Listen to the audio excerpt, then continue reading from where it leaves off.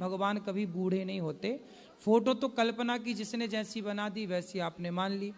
भगवान के बारे में लिखा है, हम जैसे राम और कृष्ण का जी नारायण का रूप देखते हैं ना, उनके स्वरूप के बारे में लिखा है। वरहा पीडम नटवर बपुः कर्णयोः कर्णिकारम विभ्रदवासः कनक कपिशं वै जयंतीम च मालाम। भगवान के बारे में कहा कर्तुम अकर्तुम अन्यथा कर्तुम सर्व सामर्थ्य। भगवान के बारे में क्या है? सर्व सामर्थ्य। क्या है? सर्व सामर्थ्य। क्या मतलब हुआ इसका?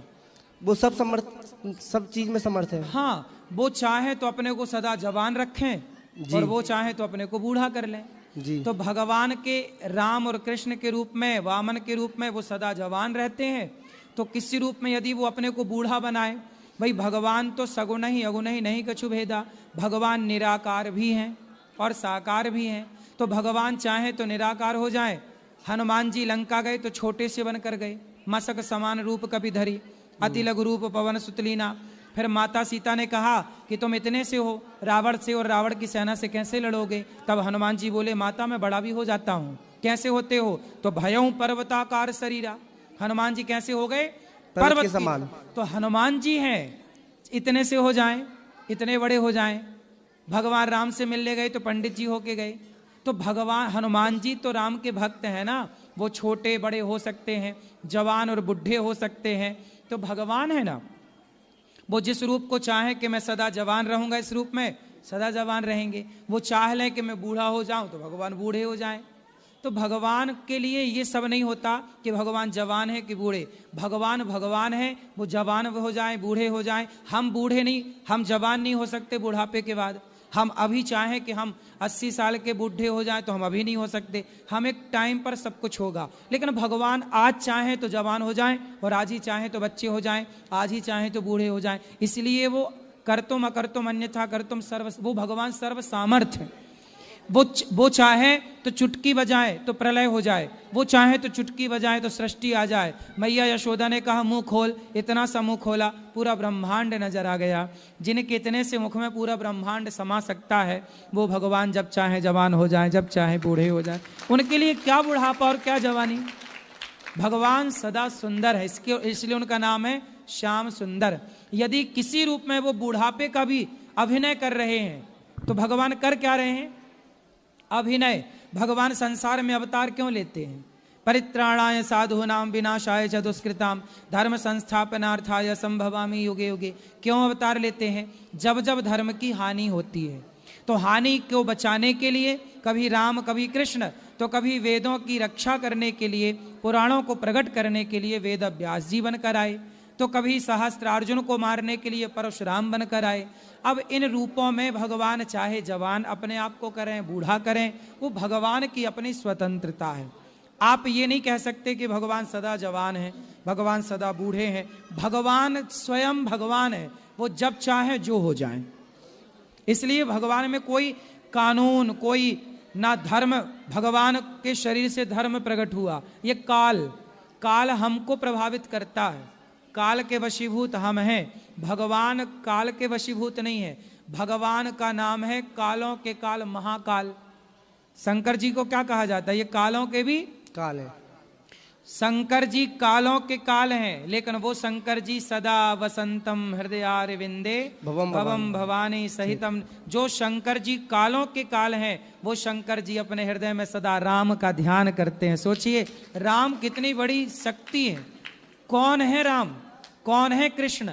जिनका ध्यान शिव कर रहे हैं, वो शिव, जिन शिव के वश में काल है। शंकर जी चाहें तो समय को रोक सकते हैं, शंकर जी चाहें तो समय की गति रोक सकते हैं। वो शिव जी किसका ध्यान कर रहे हैं? राम जी। हाँ, तो भगवान राम है बेटा।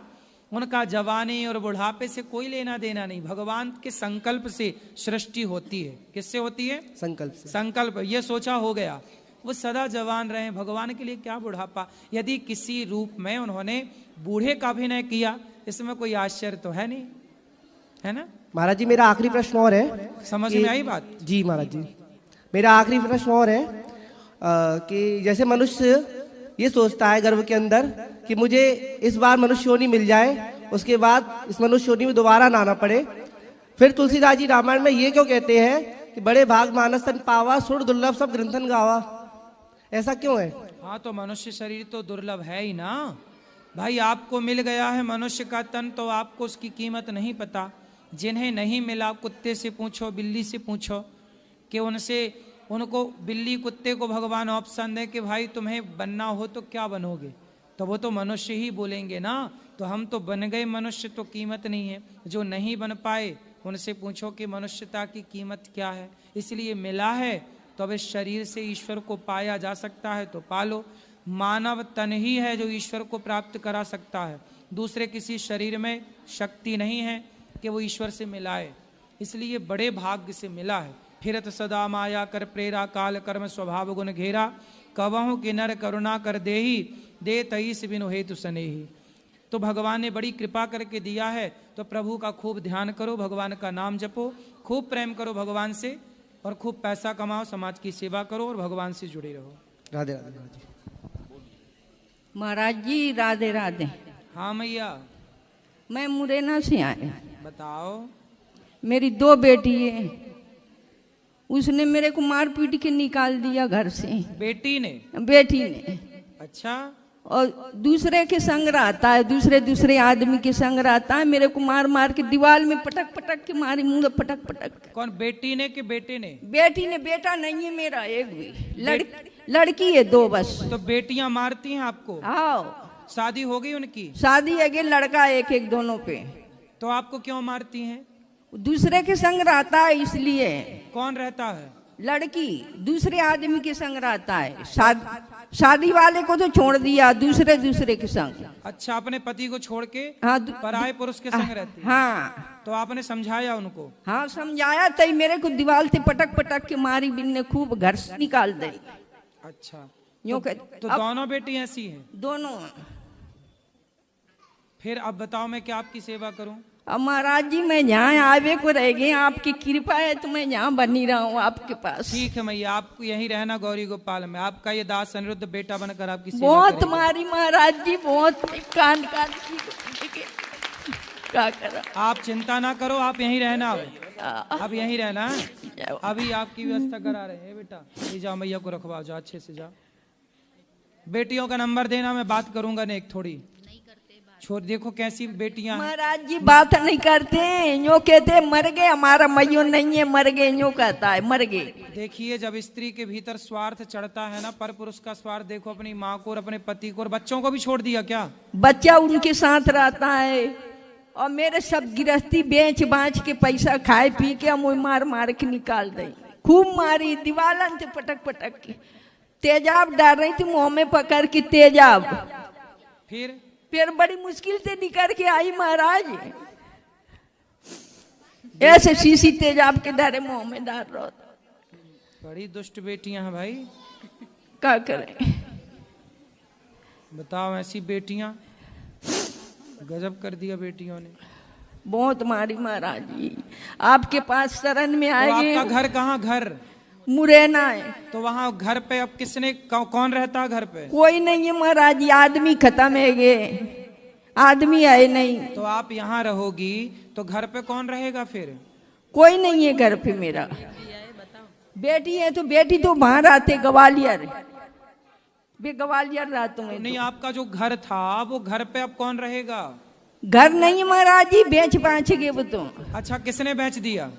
देवर ने बेच दिया जुआ में। देवर ने? हाँ, देवर ने घर बेच दिया, बेटियों ने घर से निकाल दिया। ठीक है, अब आप यहीं रहना, चिंता। ये कौन है आपके बगल में? महाराज जी राधे राधे। ये जा रहे थे तो मैंने इनको जगाए के लाए। महाराज जी इनका प्रश्नोत्तरी कार्यक्रम में उनमें बताओ। आप यूँ कह रहे यहाँ तो पैसा वाले नहीं लेते, गरीबन ने नहीं लेते। तो मैया आपको देखो, आप ऐसा क्यों झूठ बोलती हो कि पैसा वाला ने लेते हो? मैं ना कही महाराज जी, मैंने कहते ना कही महाराज जी। आप यहीं रहो। यहाँ तो मैया आप जैसी जरूरतमंद माँ की सेवा करते मैं तो आपके शरण में आए, मुझे राख ले, मेरी बेटा बन जा, चाहे कचू बन जा। नहीं, मैं आपका बेटा ही हूँ, आप चिंता ना करो। रखवा दो बेटा, जाओ मैया को ले जाओ, रखवाओ, जाओ अच्छे से भोजन प्रसादी कराओ। गुरु जी राधे राधे। मैं बिहार दरभंगा जिला से आया हूँ। मुझे 4th स्टेट कैंसर हो गया है। अच्छा। मैं माँ भी साथ में, पापा भी आया हुआ है। अब मैं ज़्यादा दिन जी नहीं सकता हूँ, क्योंकि मेरे को इलाज चला, कीमो मेरे को 14 कीमो हो गया है। मैं नशा वशा कुछ नहीं किया हूँ, मैं मोमोज चाउमीन भटूरे ज़्यादा खाता था, उससे मुझे 4th स्टेज कैंसर हो गया है। अब मेरा अच्छा, चाउमीन बर्गर खाने से कैंसर? उससे डॉक्टर ने बताया, तो मेरा अभी आंत बाहर है। अच्छा, पूरी बॉडी खोल दिया डॉक्टर साहब ने।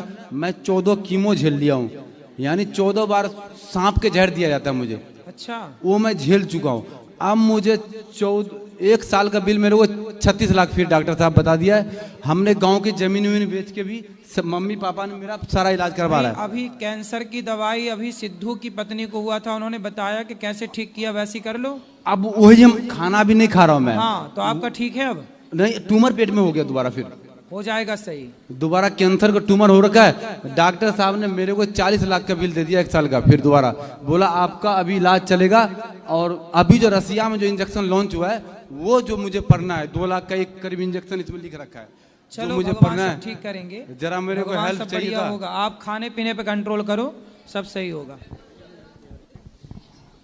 राधे राधे गुरु जी। जी, मेरा ये सवाल था गुरु जी, हम बिहार से आए हैं, भागलपुर जिला से। हम जब चंदन लगाते हैं इस पे गांव का मतलब कि अच्छा नहीं लगता है कि हम चंदन लगाते हैं तो। कौन बोलता है? मेरा गांव का आदमी बोल रहे हैं कि चंदन जब लगाते हैं ना तो उसको अच्छा नहीं लगता है, बोलता है ऐसा लगाता है वैसा लगाता है। मतलब बहुत तरह तरह के सवाल को बोलते हैं, बहुत तरह तरह के सवाल को उठाते हैं। हम 6 साल बम्बई में भी रहे हैं, 6 साल हम बम्बई में भी रहे हैं महाराज जी। वहाँ पे कहीं पे भी अपमानित नहीं हुआ है, लेकिन मेरे गांव में अपमानित बार बार मतलब कि किया जाता है टीका के बारे में। और यही आपसे गुजारिश है कि टीका के बारे में क्यों अपमानित होता है? ये बड़ी विडंबना है कि देखो, जो शराब पीते हैं समाज उनको अपमानित नहीं करती, उन्हें गलत नहीं कहती। जो गांजा पीते हैं, बीड़ी तंबाकू गुटखा खा के थूकते हैं, समाज उन्हें अपमानित नहीं करती, उन्हें गलत नहीं कहती। पर कोई माला पहन ले, तिलक लगा ले और भगवान का नाम जपने लग जाए, लोग उसका मजाक उड़ाते हैं, लोग उन्हें गलत कहते हैं। हम ये सनातन का बहुत बड़ा दुर्भाग्य है कि लोग अपने धर्म का और अपने धर्म के आचरण पर चलने वाले लोगों का अनादर करते हैं, और जो खुलेआम गलत हैं उन्हें लोग गलत नहीं कहते। आप सही राह पर चल पड़े, तिलक लगाएं और तुलसी पहन लें तो लोग पाखंडी, ढोंगी और ना जाने क्या क्या कहते हैं। ना हम मांस मछली भी खाते हैं महाराज जी, नहीं हम जो है लहसुन प्याज कुछ नहीं खाते हैं। आप अच्छे हैं, चलते रहिए, जमाना क्या कहता है परवाह ना करिए, अच्छी राह पर चलिए, भला होगा आपका। Thank you Radhe. राधे राधे गुरु जी। जी, पहले तो बहुत अच्छा लग रहा है आपको आज साक्षात देखने को मौका मिला है, और रोज टीवी पर या फोन में देखते हैं, तो बहुत बहुत प्रणाम। मेरा राधे जी महाराज जी, मेरे ना 2-3 प्रश्न हैं। मैं मन से बहुत परेशान रहता हूँ उन चीज़ों को लेकर के। पहले मैं मीट मछली बहुत खाया करता था, लगभग डेली खाया करता था। मुझे बाबा नीम करोली महाराज जी, मैं उन्हें अपने जीवन में गुरु मानता हूँ। उनकी प्राप्ति के बाद से सब कुछ छूट गया, सब मैं बिल्कुल इन सब चीज़ों से दूर हो गया। नशा कभी नहीं किया, लेकिन मीट मछली खाता था। लेकिन मेरे मन में एक प्रश्न है कि बचपन में या जाने अनजाने में कई बार बहुत सारे ऐसे कर्म हुए हैं, जैसे चींटी मर गई, मच्छर, हम लोग घर में है, मोर्टीन लगा रहे हैं, मच्छर मर रहे हैं, तो जाने अनजाने में जीव हत्या बहुत हो रही है, उसका क्या होना है महाराज जी? कोई बात नहीं, उसके प्रायश्चित के लिए सूर्य भगवान को जल चढ़ाया करिए, नित्य भगवान नाम का जाप करिए। आप कोशिश करिए कि अब जीव हत्या ना हो। कुछ जीव हत्या आप चाह कर नहीं करते, पर मजबूरी में करना पड़ता है। ये नित्य के पाप होते हैं। भगवान का कीर्तन करने से सारे जाने अनजाने में किए गए पापों से मुक्ति मिलती है। कीर्तन और भगवान के चरणों में समर्पण। महाराज जी एक प्रश्न और है। मेरी शादी को 10 वर्ष हो गए हैं और अभी कोई संतान नहीं है। पिछले लगभग 1 साल पहले से मैंने वृंदावन आना शुरू किया। मेरे जीवन में कृष्ण नहीं थे। पहले गुरु की प्राप्ति हुई बाबा नीम करोली महाराज जी की, उनके बाद में मुझे श्री कृष्ण भगवान की प्राप्ति हुई। बिल्कुल। मेरे सपने में मैंने एक दिन देखता हूँ कि मेरी पत्नी ने एक बच्चे को जन्म दिया है और मैं उनको देख रहा हूँ हाथ पर उठाकर, ये बाके बिहारी जी हैं, लड्डू गोपाल जी हैं। तो इसका क्या अर्थ है? अब बिहारी जी से आपका संबंध जुड़ गया है तो आपके बच्चा भी होगा, भगवान देंगे। लेकिन महाराज जी उसके तुरंत बाद में वृंदावन आता हूँ और मुझे खुशखबरी मिलती है, लेकिन उसके कुछ समय बाद कुछ ऐसा होता है कि मुझे ऑपरेशन कराना पड़ गया और मेडिकल साइंस ने मना कर दिया है बिल्कुल। क्यों? कुछ ऐसी चीज़ें हो गई हैं, ऑपरेशन कराना पड़ा तो उन्होंने कहा कि दूसरी टेक्नोलॉजी से करना पड़ेगा। लेकिन अभी मैं फिर भी मैं सिर्फ और सिर्फ ईश्वर में विश्वास रखता हूँ। मैं जानता हूँ जो साइंस के पास नहीं है वो भगवान चाहे तो पल भर में सब कुछ बदल सकते हैं। बिल्कुल, भगवान करतुम अकर्तुम अन्यथा करतुम सर्व सामर्थ, सब कर सकते हैं। गुरुजी कभी भगवान का कभी नाम जप करिए बस। देखो आपके लिए एक बात बताऊं, बेटा हो जाए भगवान करे आपके, जी। और आपका सारा कष्ट दूर हो। दूसरा एक पक्ष ये भी है कि भगवान यदि कुछ नहीं देते तो उनके ना देने में भी उनकी कृपा मानना चाहिए। जी गुरुजी बिल्कुल। इसलिए आप हर हाल में भगवान की शरण में रहकर खुश रहिए। भगवान दें तो अच्छा है, ना दें तो उनकी मर्जी है। हम इस संसार में बच्चे पाने आए ही नहीं। बिल्कुल, हमारा बिल्कुल। जन्म इस संसार में स्वामी विवेकानंद जी ने कौन सा बच्चा पाया? जी मीराबाई तो इतनी बड़ी भक्त थी, कौन सा पुत्र पाया? पुत्र। उन्होंने पुत्र नहीं पाया, उन्होंने भगवान को ही प्राप्त कर लिया। पायो जी मैंने राम रतन धन पाया। महाराज जी एक अंतिम प्रश्न है। बाबा नीम करोली महाराज जी के लिए 2 शब्द आपके विचारधारा क्या है? बहुत अच्छे संत हैं, उन्हें कहा जाता है कि वो हनुमान जी के ही अवतार हैं। तो ये संत इस धरती पर अनेक अनेक समय पर अनेक अनेक टाइम पर भक्तों के कल्याण के लिए, भक्ति के प्रचार के लिए ऐसी शक्तियां भगवान अपनी भेजते हैं, नीम करोली बाबा जी के जैसी। तो ये साक्षात भगवान के भेजे गए उनके पार्षद हैं। स्वयं भगवान का ही स्वरूप मानना चाहिए। भगवान अपने ही अंश रूप में किसी को भेज देते हैं। जी जी, बोलो श्री बाके बिहारी लाल की।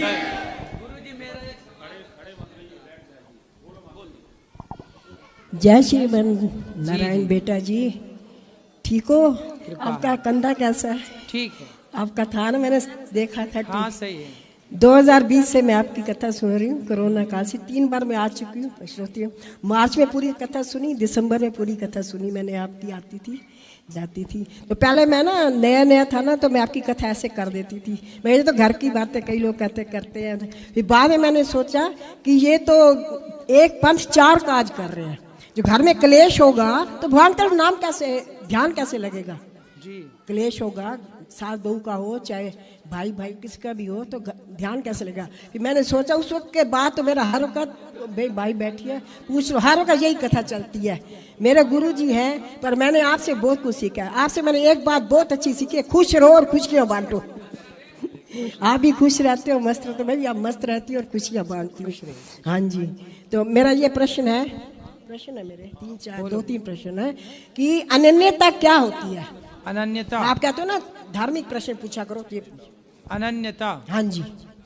एक भगवान के सिवा कोई दूसरे का ध्यान ना हो, अनन्य भाव से। हाँ जी। जहाँ एक के सिवा दूसरा ना हो, एक में पूर्ण समर्पण हो, हाँ जी, वही है अनन्यता। हाँ उस जी। एक ईश्वर के सिवा कोई दूसरा ख्याल ना, हाँ जी। दूसरे में समय ना हो, दूसरे में दृष्टि ना हो, एक भगवान के अतिरिक्त तो कोई ना हो। हाँ जी। ये अनन्य, चाहे ये प्रेम पत्नी से हो कि पत्नी के सिवा दूसरा कोई हाँ नहीं, जी। ये प्रेम पति से भी हो कि पति के सिवा कोई नहीं, यही अनन्य भाव है। चाहे वो पत्नी के लिए हो या पति या भगवान के लिए, हाँ जी, वो अनन्य भाव यही है कि एक के सिवा दूसरा ना हो। अच्छा, फिर हम ये लोग जो अंगूठियां पहनते हैं, पीपल में ये चढ़ाओ, ये करो, ये अनन्यता तो ना हुई ना? मैं ये पूछना चाह रही थी। जब तक वो अनन्यता नहीं है, जब तक वो समर्पण नहीं है, तब तक पीपल है, तब तक ये है, तब तक वो। जो देवों की पूजा करते हैं अंगूठियों, हमारे यहाँ देखो तुलसीदास जी क्या कहते हैं, और देवता चित्त न धरई, और देवता चित्त न धरई, मतलब और देवताओं को चित्त में धरने की जरूरत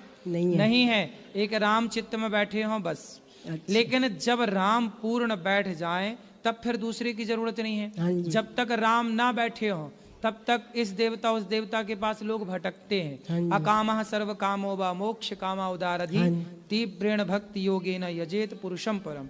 एक ईश्वर के प्रति तीव्र भक्ति हो, अनन्य प्रेम हो, तो दूसरे देवी देवता अपने आप छूट जाते हैं। तो दूसरे देवी देवता तब तक लोग करते हैं जब तक उन्हें अपने इष्ट में, अपने ईश्वर में अनन्यता नहीं आती। जो दूसरों से जुड़े हैं अन्य देवी देवताओं के चक्कर में, मतलब इनके भीतर अभी अनन्यता है नहीं है। जब एक ईश्वर के प्रति अनन्य भाव होगा, समर्पण होगा, तो दूसरे के कोई चाह ही। ये अंगूठियां जो पहनते हैं सब, ये अंगूठियां जो होती हैं यह अपना कार्य करती हैं। अच्छा। जैसे कि जो राशि है जिसकी, यदि वो उस अंगूठी को धारण करे, उस राशि के रत्न को, ये पत्थर है एक प्रकार का। अंगूठी क्या है? एक पत्थर है। और वो पत्थर क्या करता है कि वो पूरे प्रकाश को इकट्ठा करता है और वो पूरी एनर्जी आपको दे देता है। यदि आपने गुड पत्थर पहना तो उसका प्रभाव, पत्थरों का अपना प्रभाव होता है। जैसे कुछ पत्थर होते हैं ना, गर्मी में ठंडे रहते हैं, हाँ जी, तो वो उनका स्वभाव है, नेचुरल है। हाँ जी। उसी तरह पत्थर का काम है। तो वो जैसे मोती होता है, यशोदा मैया कन्हैया को मोतियों की माला पहनाती हैं। हाँ जी, इससे मोती सुंदर नहीं लगते, इससे भगवान के सुंदरता से मोती और खूबसूरत लगने लगते हैं। मोतियों से भगवान सुंदर नहीं लगते, भगवान से मोती खूबसूरत लगने लग जाते हैं। तो मोती जो है ना ठंडा होता है। यदि किसी को गुस्सा ज्यादा आए तो इस उंगली में, छोटी उंगली में, चांदी में मोती पहना देने से उसका गुस्सा कंट्रोल होता है। पत्थर अपना कार्य करता है, लेकिन भगवान अपना कार्य करते हैं। अंत में फिर एक समर्पण भगवान है। यही अनन्यता होगी तो इनकी जरूरत ही नहीं पड़ेगी, इन चीजों की जरूरत नहीं पड़ेगी। अच्छा गुरु जी, दूसरा प्रश्न है कि मौन कैसे होता है और क्या कहते हैं मौन को, कैसे होता है? मौन, हाँ जी, मौन का क्या मतलब है? मौन, हाँ जी, मौन का मतलब है कि आप बस एक भगवान का स्मरण करें। जब भी